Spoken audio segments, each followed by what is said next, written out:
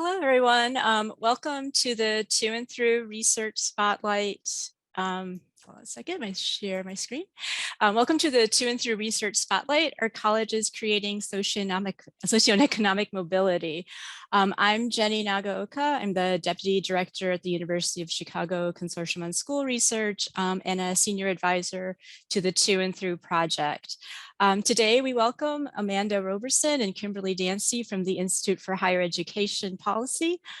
Together, Amanda and Kim worked on an interactive web tool, the Equitable Value Explorer. At the To&Through Project, we're always looking for exciting tools, and this is one that really caught my eye, and I am constantly sharing it with different people, telling them that they really should check it out. This tool provides information for one of the thorniest questions around post-secondary education. What are the payoffs to going to college? And are colleges really fulfilling their promise of economic mobility?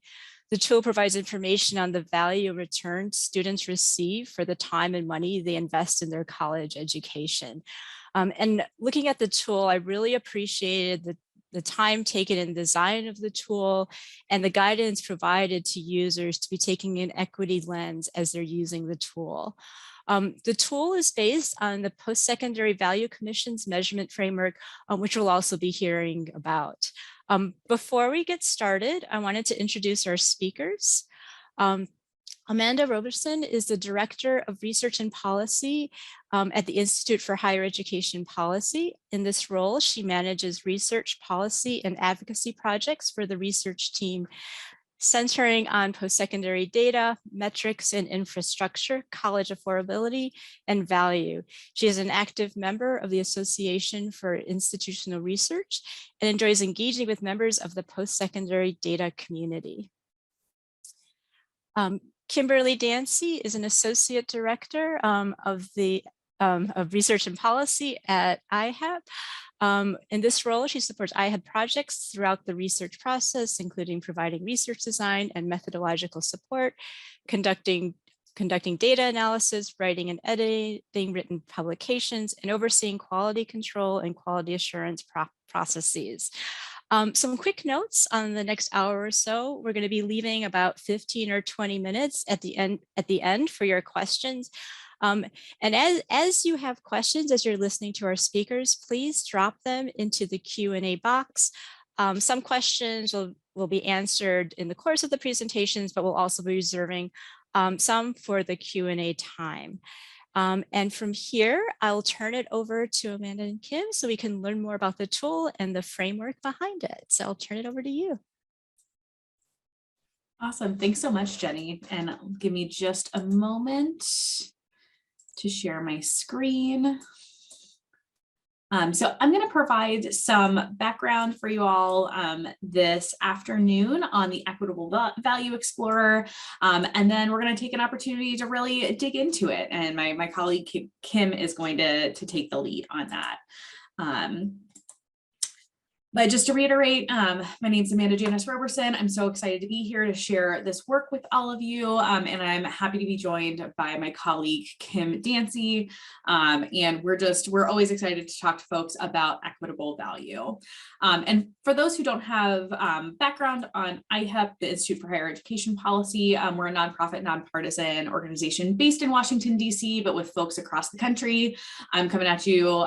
Kim and I are actually both part of what we call IHEP Midwest. I'm coming at you from Columbus, Ohio. Kim's based in Wisconsin, so it's always good to chat with fellow Midwesterners as well. But our focus is really policy and practice-oriented research that promotes educational equity and advances educational equity. And so our work around and with the Value Commission really tied together a lot of the facets of our policy pillars. So things like data and transparency, college affordability, college access and completion are all really entwined in this idea of college value and really the equity-centered nature of college value. And so at IHEP, equity isn't just really centered in our work, it is our work. And that focus on fairness and equity really brings us to be passionate about data. Data is one of my favorite soapboxes to be on. And it's through the data that we can truly understand and actually begin to address inequities that we see in higher education. And so this new tool, the Equitable Value Explorer, was spurred by the work of the Postsecondary Value Commission. And it's another step that we see in addressing the inequities in higher ed today, particularly for students from low-income backgrounds, Black, Latinx, Indigenous, and underrepresented Asian American and Pacific Islander students and women. And the inequities that we see are pretty stark. We're still in a place where a white adult is twice as likely to have an associate's degree by 25 as a Latinx adult, and a high-income student is 5 times as likely to have a bachelor's degree by 24 than a student from a low-income background.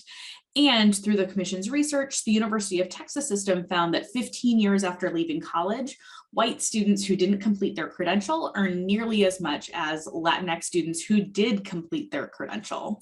So in other words, we're still in a world where race, ethnicity, income, and gender are still predictors of success. And that's why we developed this online interactive tool with the hopes that it will enable colleges and universities, policymakers, decision makers, to be able to improve student outcomes and promote equity across their campus and across systems. But to understand that the equitable value, but to understand really the purpose and the drive behind the Equitable Value Explorer, it's first important that we take a step back to look at the tenets of the commission's work.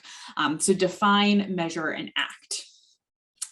So the first really task of the commission that we undertook was to create a definition of post-secondary value. So based on some extensive input from the commission and other stakeholders, the commission carefully crafted this definition of value. Students experience post-secondary value when provided equitable access and support to complete quality, affordable credentials that offer economic mobility and prepare them to advance racial and economic justice in our society. And alongside that definition, we also constructed some core principles that align with it and really dig into what we think matters about the work. So equity matters first and foremost. Institutions and programs matter. Policy matters. Public returns and investment both matter, and measuring value matters. And that last principle really takes us into the second really drive of the work, which was to measure what value is and what return students are receiving from their investment of time and money.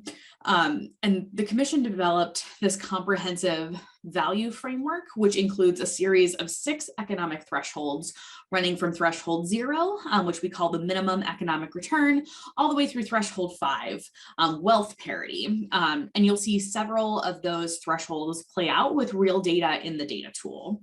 And so put simply, because there's a lot of complexity and nuance as part of these thresholds, they assess how much better off students are after attending college and get at the point posed by this presentation. Are students receiving economic mobility for their participation in higher education systems?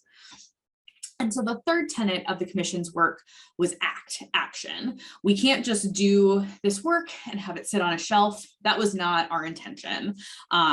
Through this work, the commission really sought to spur action. So they designed an action agenda of recommendations that institutional, state, and federal leaders should implement to deliver value and socioeconomic mobility to their students, and to do so equitably. And so this action is intended to ultimately lead to equitable value to students and society. There were a lot of findings that came out of this work. There was a whole host of research that came out of our work with the commission and a corresponding research task force. But one of our key takeaways, and one that I think we see bear out in the tool, is that institutions they vary widely in delivering value to students. And most college and universities are helping their students on the path to achieving at least minimum economic returns. but some aren't. And so this chart shows the minimum returns exemplified through that threshold 0, which is earnings at or above a high school that received by a high school graduate in that state at 10 years plus net cost. So it marries both the return on investment and the investment that went into that degree to begin with. And we saw that returns really vary by sector and level, and our work with the University of Texas system also showed that it varies by program too. So as the commission has made clear throughout its work, colleges and universities, though, they're not solely responsible for righting all of the wrongs of systemic inequity and injustice that impact post-secondary value. But there's a lot that we can do if everyone plays their part, including campuses and systems, as educators, as employers, and as community members and leaders. And so that takes us to the Equitable Value Explorer. So as we dig deeper into the research, we really wanted to develop a tool that leveraged the publicly available institution level data that we have through the college scorecard to show performance against the thresholds. And this tool is designed to help institution leaders, policymakers, and researchers understand student experiences and outcomes, and in turn, encourage better practices at institutions and more informed public investments in higher education, all with the goal of remedying the existing challenges that we see and ensuring a more equitable future.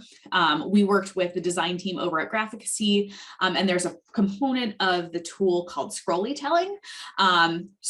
Storytelling, I love it, but I'm a big fan of puns. We can go talk about that offline, but I encourage you to explore when you get into the tool, to explore that section to really learn more about the background about current inequities in our system of higher education before digging into the institution specific data.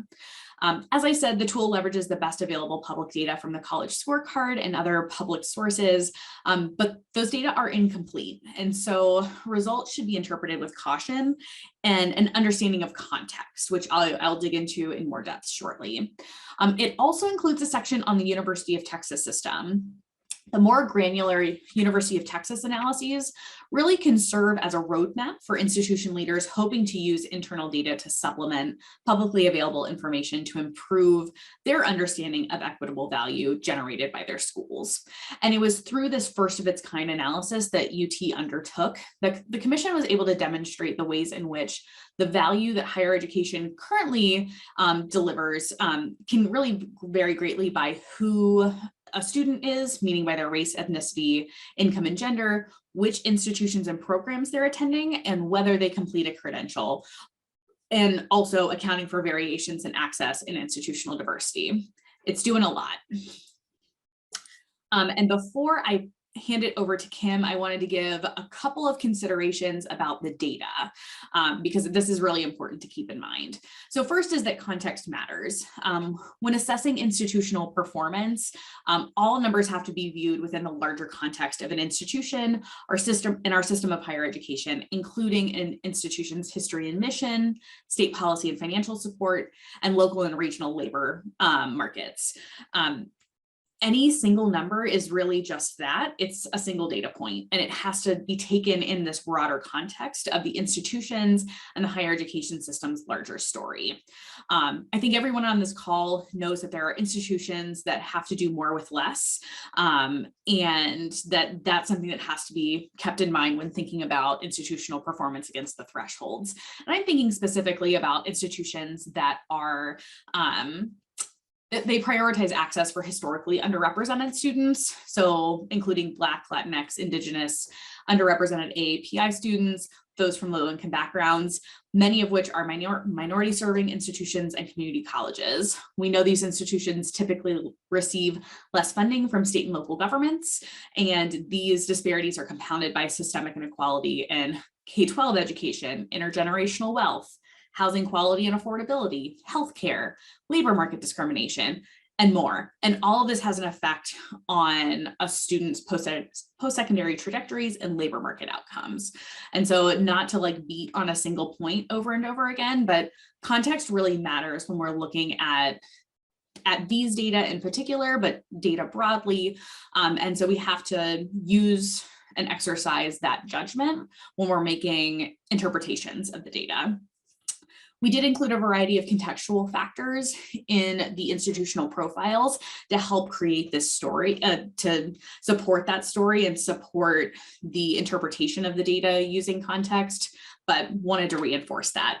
The second piece I wanted to reinforce is that there are limitations in the publicly available data. The Explorer leverages the best available public data from the college scorecard, but those data are incomplete. For instance, earnings outcomes are not measured separately for students by demographic groups. So making some comparisons can be difficult. And we've made a variety of suggestions for ways to improve this publicly available data, some of which were adopted in the most recent college scorecard data release. And our intention is to update this tool with those updated data. I also want to note that data aren't available yet to measure thresholds 4 and 5, because that would require measuring health outcomes of former students, and that's not something that's publicly available. And so finally, before I kick it over to Kim, I want to reinforce that outcomes aren't causes. So we know that measuring post-secondary value is incredibly complex. And these data points are really just snapshots of various outcomes at institutions that we're seeing. So this data tool and the underlying data are designed to inform institutional improvement efforts. This isn't about rankings, it's not about penalizing institutions, and it's not about making causal claims about value. We know for higher education to generate economic mobility and disrupt broader societal inequities, institutions have to know their numbers, and this tool is a way to do so. And policymakers at a variety of levels have to use those numbers to make evidence-based policies. And so these numbers are really vital to implementing this data-informed, evidence-based approach to policymaking that promotes equitable value, particularly for students from low-income backgrounds, students of color, and women. And so with that, I will turn it over to Kim, our Associate Director of Research and Policy, to walk you through the tool itself. Thanks so much, Amanda. Let me get my screen shared here. All right. So with those considerations in mind, I'm really excited to dive into the data, including sharing a quick overview of the tool and demonstrating some of the functionality that's included, as well as thinking about ways you might be able to use the tool in your work. One FYI is that the tool is live, but we're in the process of migrating it over to a different hosting site. So for today, you unfortunately won't be able to follow along at home, but I'm going to demo through our staging site, so you should be able to still see the full functionality of what the tool is capable of. So yeah, this is our tool, the Equitable Value Explorer, which we really view as a diagnostic that is designed to really put the power of the Postsecondary Value Commission's framework at your fingertips. We designed the tool to help institutional leaders, researchers, and policymakers to be able to explore the economic value that colleges and universities deliver to their students, and to get a better sense of which students are getting ahead, getting by, or even falling behind. So the tool will illuminate where institutions are right now and allow institutional leaders to have a more informed strategy for where they're going and how they can create a more equitable system of higher education. Amanda mentioned that the College Scorecard recently announced a series of updates to the available data, but we have not yet had time to incorporate those into this tool. So for today, if something was not included in the scorecard as of November of 2021, we are not going to be able to show it to you today, but we do have plans to update this tool and include those newer data relatively soon. I'll also note, just for the sake of transparency, that we did not build this tool with students in mind as the end user.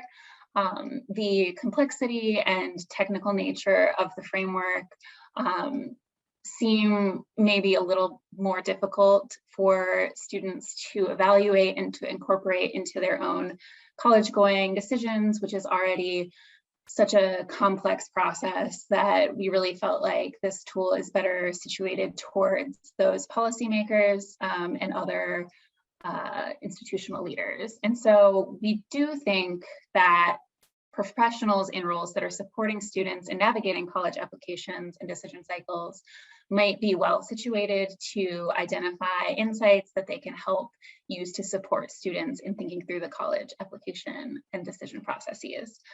That's because it does provide a lot of important information about which schools are paying off and what types of students are attending those schools, along with other contextual information and considerations. So I'll kick off our demo today by highlighting some of the visuals featured on the overview page of the Explorer, which includes some critical statistics and graphics that really reinforce the importance of the Value Commission's work and provide broader context for the data that you'll see shortly. For the sake of time, I'll run through these findings relatively quickly and with a focus on functionality. But I do encourage you to spend more time diving into this section of the tool, and we will send the link around once we've finished migrating things over. So this first graphic shows the importance of a college education as a driver of economic mobility. Children born into poverty are 5 times more likely to reach the top income quintile if they pursue and complete a college degree. In most cases, the data used on this overview page come from survey data from the Department of Education, but you can always find more information by clicking on the data source button in the lower right-hand corner. Next, we see that there are also wide disparities in college attainment by race and family income. And even among individuals who do have a college degree, there are significant earnings disparities within college educated populations that disadvantage women and non-white groups. The reasons for these disparities are numerous and also very complex. So, for example, we see that Black and Latinx students and those from the lowest income quintile enroll in college at much lower rates in comparison to white students or those from high income backgrounds. We also see that Black, Latinx, Indigenous, and low-income students who do enroll are much more likely to attend open access schools and for-profit colleges. And as a result of those differing decisions, they are also more likely to attend institutions that spend significantly less on instructional expenditures in comparison to white students and those from high-income families. We also see that Black, Latinx, Indigenous, Asian, and low-income students face much higher levels of unmet need relative to white students and those who do not receive Pell Grants. This high level of unmet need can create pressure to take on student loans or to otherwise adopt strategies that make it difficult to meet basic needs. And then, in fact, we do see that those do contribute to higher borrowing rates, especially among Black students and Pell recipients. We also see differences in completion rates with Black students, Latinx, and Indigenous students, as well as those who receive Pell Grants also having lower completion rates on average. And finally, we also see pay inequities in the labor market that mean that women, Black, Latinx, and low-income students, even when they do complete a degree, tend to see lower earnings despite having similar credentials. The differences in earnings in the labor market, along with those differential borrowing rates, mean that women, Black, Latinx, and low-income students who do complete tend to have more difficulty in paying back their student loans. So all of these factors really underscore the need for a better understanding of how value operates in post-secondary education, especially within particular colleges, which is where the Data Explorer really comes in. So you can get to the Data Explorer by clicking on this button at the bottom of the page or from the top by clicking here or in the top navigation bar. Once you get to the Explorer landing page, you'll be able to see institutional performance across schools on each of the value thresholds based on analysis of College Scorecard and American Community Survey data. For convenience, we also include the threshold definitions at the top of the page, and those are available throughout the Explorer no matter where you end up. So Threshold 0 measures the minimum economic return, which is, in other words, whether median earnings at a particular school exceed the earnings of the median high school graduate in the same state, plus a measure of the cost of the student's investment in post-secondary education.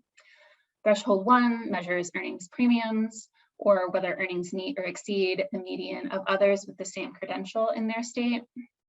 And threshold 2 measures earnings parity, or whether earnings meet or exceed those of more advantaged peers. So for example, the threshold 2 for Black students would measure whether those students are earning similar amounts to white residents within the same credential level. And then finally, threshold 3 measures economic mobility, which measures whether median earnings of an institution are at or above the 60th percentile of income in their state, regardless of credential level. Amanda also mentioned thresholds 4 and 5, which are based on wealth outcomes, which we could not include in the Explorer at this time because the data to do so are not readily available. So to explore the data, users can leverage several different features of the tool. You can hover over a data point to see summary information about a particular school. And if you click on that circle, the tool will also highlight all of the schools with similarly diverse enrollment. In the case of institutions in the top right corner here, we're really seeing institutions that are enrolling relatively high shares of Pell students, but also providing significant economic value to their students in excess of their investment in their education. Users can also leverage the drop-down menus on the left-hand side of the tool to change the demographic group that is shown on the vertical axis, or to explore outcomes on a different one of the thresholds that we've included in the tool. You can also restrict the data to focus on certain subsets of institutions, such as looking at schools in Illinois. So at this point, I would like to explore the data a little bit together. We'll start by filtering to just schools in Illinois, and you can immediately see that there are schools enrolling very high percentages of Pell students that are not meeting the minimum economic return threshold, but that there are also a few institutions that are enrolling majority Pell students, at least half of their students receive Pell grants, but are still performing well against the minimum economic return threshold. You can also adjust the threshold used on the horizontal axis. So we can change this to look at economic mobility, and you see the schools shift around to show a slightly different picture of value of higher education specific to schools in Illinois. So this threshold measures whether an institution's median earnings meet or exceed the 60th percentile of everyone in the state. And so you can again see that some institutions with high percentages of Pell students are not meeting this threshold, while others are doing a much better job providing value to Pell students in terms of economic mobility. And you can also change the demographic group shown on the vertical axis. So if you were interested in, for example, understanding value at schools that serve high concentrations of Hispanic students, you would select that value from the drop-down menu and get a different scatter plot of value in higher education. So here we can see that Dominican University and St. Xavier University are both providing high levels of value while enrolling high percentages of Hispanic students.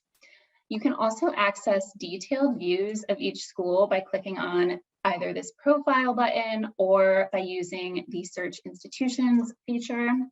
So I'm going to pull up the University of Illinois, Chicago, and we can look at their profile page a little bit more closely. So this is the institutional profile page, which is what pops up when you use the search institutions feature. At the top of this page, we see institutional earnings relative to each of the value thresholds. This detailed view shows a single school's 25th percentile, median, and 75th percentile earnings for all students 10 years after they start college, based on the college scorecard, alongside each of the value thresholds for that school. For our example here, we see that the median earnings at the University of Illinois Chicago exceed the threshold for achieving a minimum economic return by about $20,000. That means that at least 50% of students who attend that school are earning at least that much more than the typical high school graduate in Illinois, even after accounting for the cost of their education. The median earnings here also exceed both the economic mobility and earnings premiums thresholds, suggesting that the typical student earns enough to enter the top 2 income quintiles and earns an amount comparable to other bachelor's degree holders in Illinois. However, we also see that the 25th percentile earnings is just a bit under our threshold 0 amount, which indicates that some students at the school are not meeting the minimum economic return threshold. And that's definitely something to still be concerned about, even if by looking at the median, we see that most students are doing relatively well. Scrolling down the page, we see disaggregated thresholds, but only for some institutions. So in cases where a single race, ethnicity, or gender subgroup makes up at least half of an institution's enrollment, you'll be able to see disaggregated thresholds for that specific group. Because the college scorecard median earnings data is not currently disaggregated by race and was only recently available on a disaggregated basis by gender, we don't include these disaggregated thresholds for institutions that serve low percentages from a particular group at this time. They did recently add median earnings outcomes by gender, but we haven't yet been able to incorporate those in the tool. So we're comparing overall earnings outcomes at the institution level to the disaggregated thresholds. We don't, because at the University of Illinois Chicago, there's no single race ethnicity group that makes up a majority of enrollment, but we do see disaggregated thresholds by gender because the institution is majority women. So looking at the disaggregated view for women, we see that these disaggregated thresholds better convey the value provided to students and better account for labor market discrimination that graduates experience. So the majority of the student body here are female, and we do see disaggregated thresholds based on gender. The median earnings at the University of Illinois Chicago exceed the disaggregated thresholds for women in most cases, and the 25th percentile earnings also exceeds the disaggregated threshold 0 measure for women. This can be interpreted as suggesting that those at the 25th percentile of the earnings distribution are better off financially in comparison to women in Illinois who did not attend post-secondary education. We also see that the median earnings are below our threshold 2 metric, which measures earnings parity. That tells us that the median earnings at the University of Illinois Chicago are lower than the median earnings of men with similar education levels. So next we include a placeholder for the Economic Value Index and the Economic Value Contribution. The Postsecondary Value Commission included these additional measures to underscore the importance of access and completion in promoting value. We could not measure these accurately with the college scorecard data from a few months ago because we didn't have disaggregated earnings for students from different race ethnicity subgroups. So instead, we've included the placeholder values showing the percent of completers from each subgroup, which is an important component of both of the EVI and EVC calculations that is more readily available. So staying with our example of the University of Illinois Chicago, we can see that completers at this institution are pretty evenly split between men and women, but that more than half of completers do receive Pell Grants, and that Hispanic and Indigenous completers are pretty well represented at this institution. And finally, we include several contextual factors. So these factors include undergraduate enrollment, admissions rates, instructional expenditures, the percent of students pursuing STEM fields, cumulative net prices, completion rates, the time it takes to receive a degree or credential, and also student loan default rates. And these are provided overall at the top and also for individual subgroups where data are available.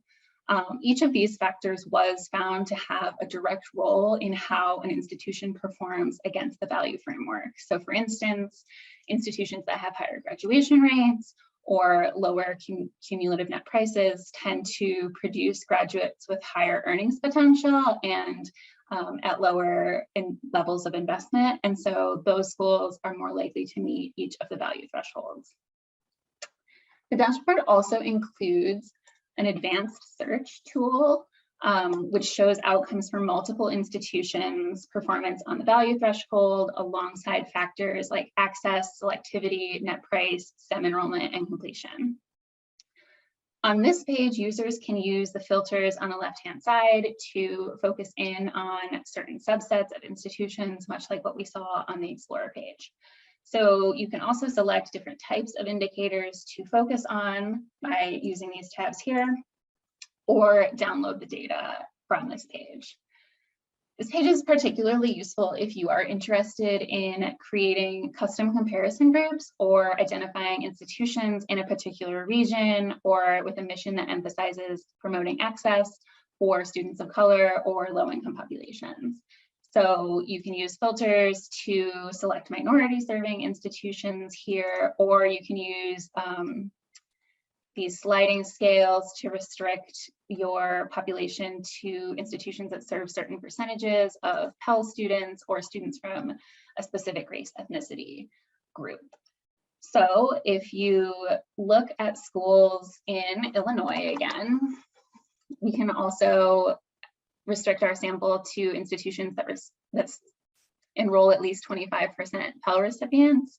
And you can see right away from looking at the earnings outcomes that there's a really high degree of variation in terms of both the median earnings at each institution and also how different schools are performing against threshold 0.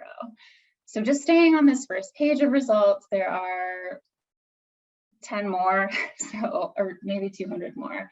There's a lot of schools in this category, but just on this first page, we can see that Bradley University seems like it's doing relatively well in comparison to some of the value thresholds that we're seeing relative to other schools in this category. And so from here, you can also navigate to the contextual variables to get a better understanding of why that's happening and what Bradley University is doing. So you can see that the cumulative net price for Bradley University is quite a bit higher than some of the other institutions in this group, but they are doing relatively well in terms of the time it takes students to complete. Their default rates are very, very low, and their admissions rate is about 67%, and their completion rates are very high. You can also navigate over to the Access tab to get a better sense of the types of students that enroll at these institutions. And so from here, you can see that Bradley University is just barely meeting the 25% Pell cutoff that we imposed from the slider over here, that their students are majority white, and that they're relatively evenly split between men and women. So those are the kinds of things that you can identify using this advanced search tool, and you can also restrict your institutions that are included here by whatever criteria you are most interested in and what's most important to you. The third and final portion of the tool is specific to the UT system, but I do want to talk about it a little bit because it just shows the range of what's possible in terms of improving on the data that's available in the scorecard and the additional insights that institutions and state systems can glean by using their own internal data systems to analyze value. So the University of Texas system shared with us really robust and nuanced data that demonstrates the full utility of the value framework. So from here, you can explore system-wide data by clicking here, or you can select a single institution from the University of Texas system to look at in more detail.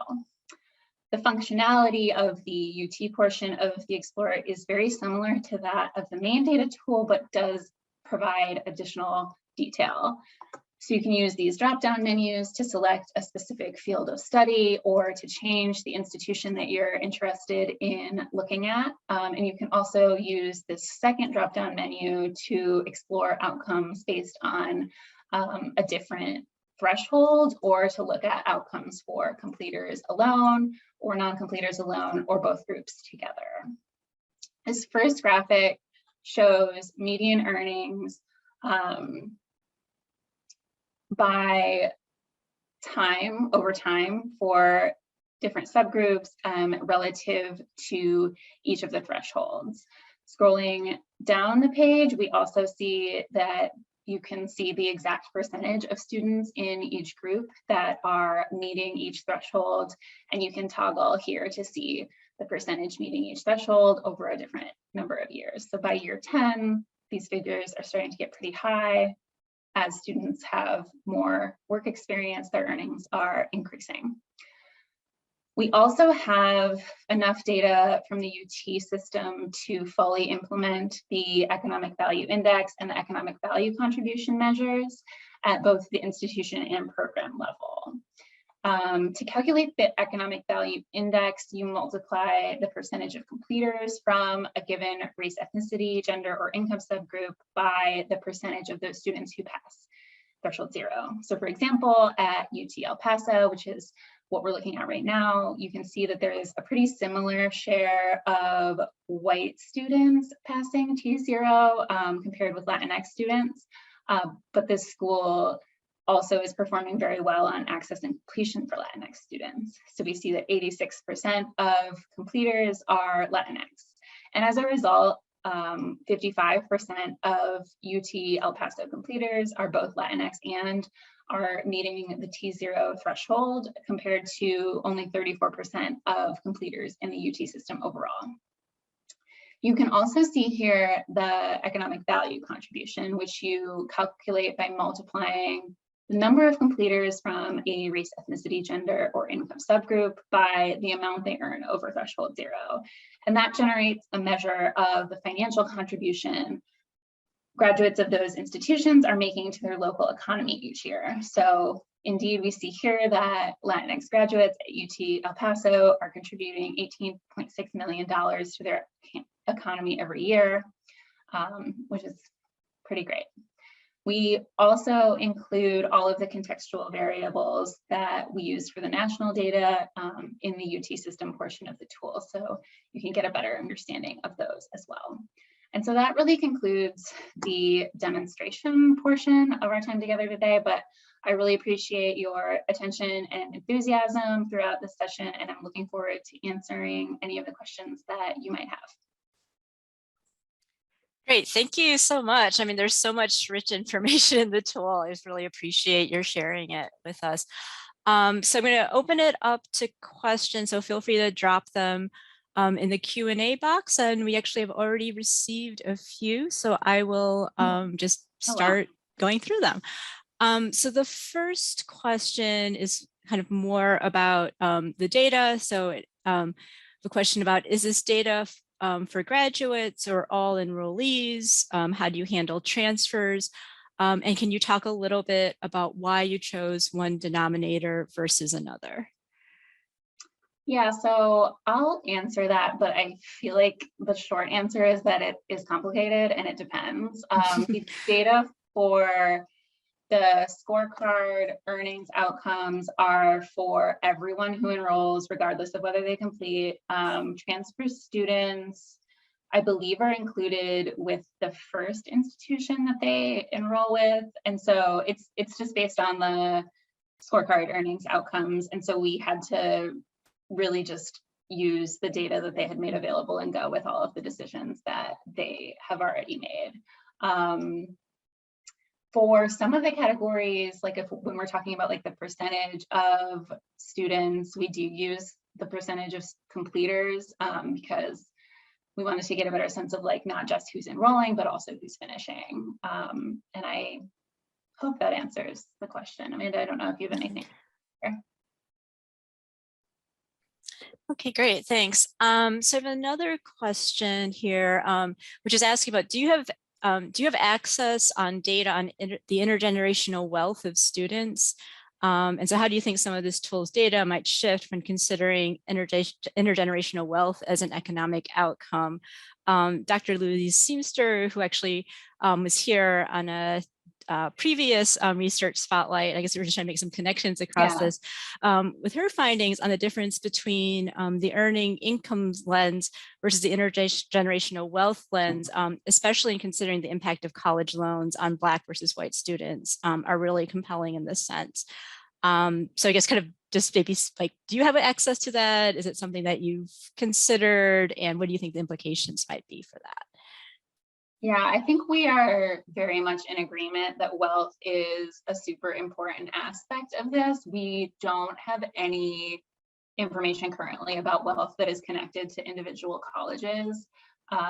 So you can start to get at some of the wealth disparities across race and educational attainment using aggregate information, some of which we are looking at for a future project, but at this point, it's pretty much impossible to tie those data points to specific schools. So we do think it's a really important consideration. So definitely open to ideas of ways we can dig into that further. Yeah, just quickly building on that, that's why we included thresholds 4 and 5 as part of the framework. So looking at defining economic security as median levels of wealth and wealth parity, which is when students from low-income backgrounds, students of color, and women would reach the wealth attained by their more privileged white, high-income, and male peers. And we included those knowing that knowing that we wouldn't necessarily be able to model them and tie those to institutions based on existing data, but wanted to put a stake in the ground for how important those things are. So their lack of inclusion in the tool is not because we don't think it's important and we don't care about it. We just don't have the data to do that well right now. But that is absolutely our goal, to be able to do that. Okay, great, thank you. Okay, so we have kind of a little bit more of a practice-oriented question here. So if you were working with high school students or their families that are Pell eligible and only had 10 minutes to share the data with them as they thought through college options, what's the one data point that you would want to highlight as the most important? All right, I'll answer, and then I wonder if Amanda has a different idea. I think I would really focus in on this advanced search tool and try and figure out institutions that enroll a significantly high share of Pell students, that if there are other factors that are important to them, such as staying in a particular state or attending an HBCU, you can add in those filters as well.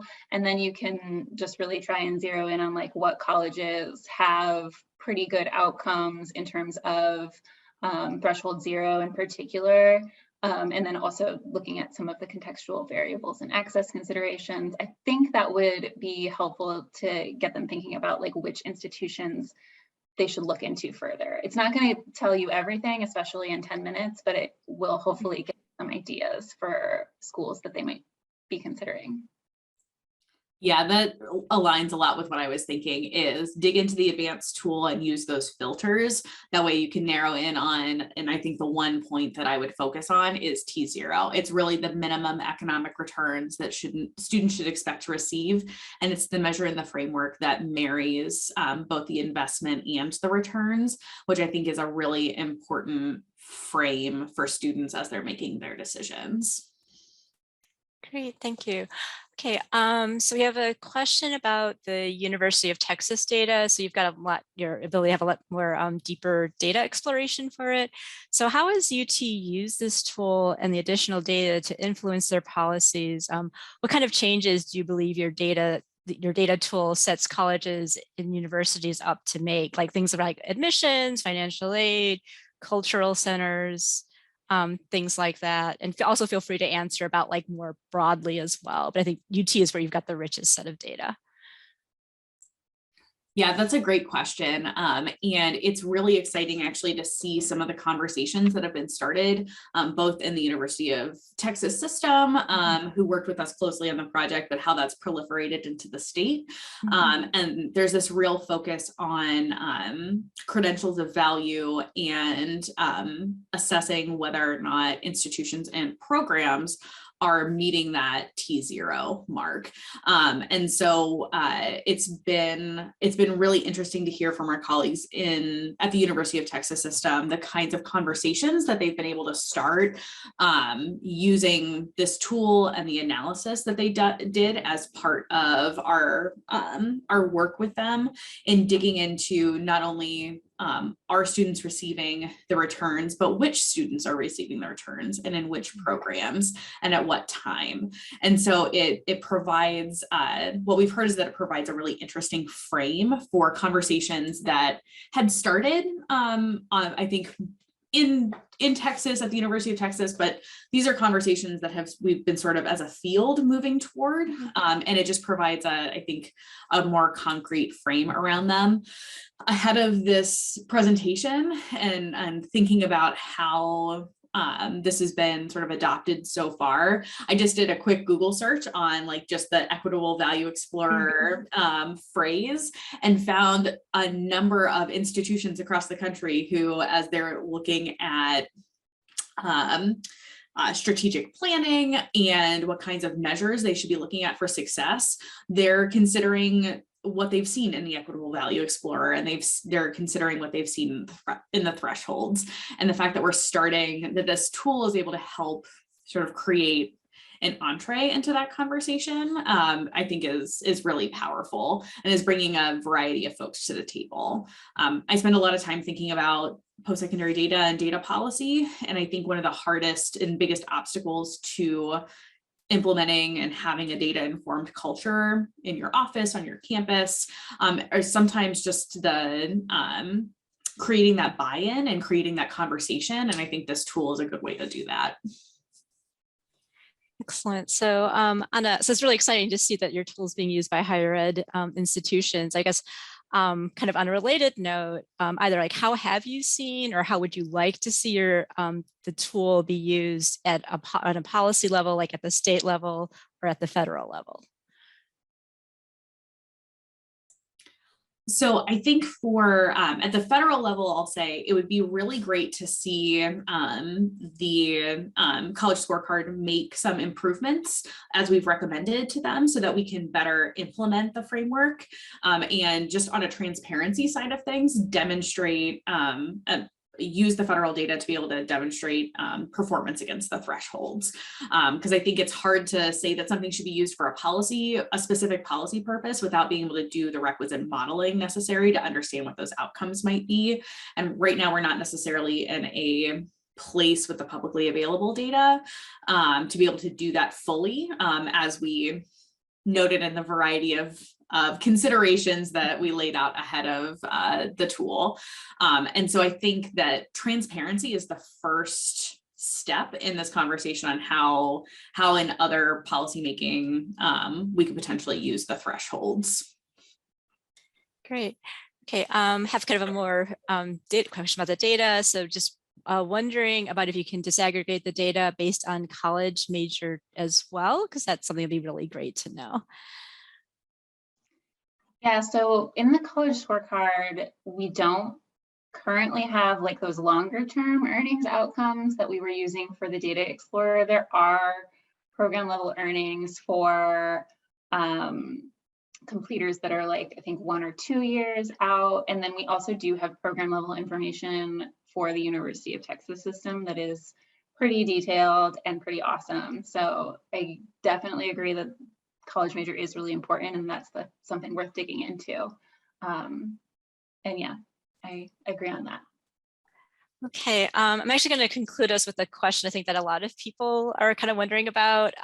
When is this tool going to go live? Because I think we're all like you sort of teased us a little bit. It looks really exciting. And I know I heard that you didn't have an exact answer, but just to let people know. Yeah, so we actually officially launched the tool in November. So it's been live for a couple of months. And then as I was preparing for this, it was in the process of being migrated to a different hosting service. But I just went to check again because I was going to send you all the link, and it seems like they have finished that process. So the good news is you can all look into the tool now. It seems like it's up and ready to go, and I can drop the link in the chat as well.